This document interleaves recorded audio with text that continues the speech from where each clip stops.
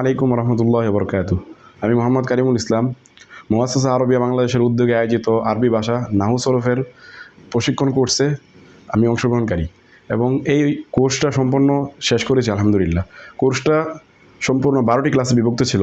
আজ 12তম ক্লাস সম্পন্ন হয়েছে এবং কোর্সটি প্রতিদিনই হতো, প্রতি শুক্রবারে অনুষ্ঠিত হতো। তো শুক্রবারে আজকে এক শুক্রবার কোর্সটি শেষ হয়ে গেলে কোর্সের মাধ্যমে আলহামদুলিল্লাহ অনেক উপকৃত হতে পেরেছি। এই শুক্রবারগুলো কাটাতাম অনেক খেলাই ধুলাই, বাহিরে গিয়ে ঘুমিয়ে। তো এই শুক্রবার যেহেতু ছিল, মাদ্রাসার ক্লাস ছিল না, এই কোর্সে উপস্থিত থেকে অনেক উপকার আলহামদুলিল্লাহ অর্জন করতে পেরেছি।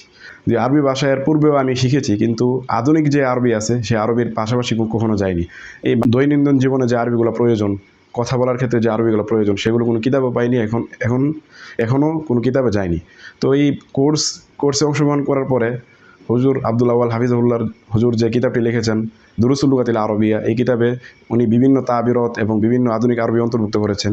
সেই আরবি থেকে আলহামদুলিল্লাহ এখন দৈনন্দিন জীবনে যে আরবি তাবিরগুলো প্রয়োজন, মুহাওয়ারাগুলো প্রয়োজন, সেগুলো শিখতে পারছি এবং অনেক ভালো লাগছে। আরবিগুলো আবার নতুন করে বুঝতেছি।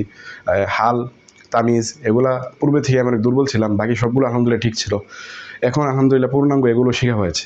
ইনশাআল্লাহ আশা করি আগামীতে এমন কোর্স আরও হবে এবং আমাদের মতো যারা দুর্বল ছাত্র আছে তারা এগুলোতে অংশগ্রহণ করে আরও উপকৃত হতে পারবে।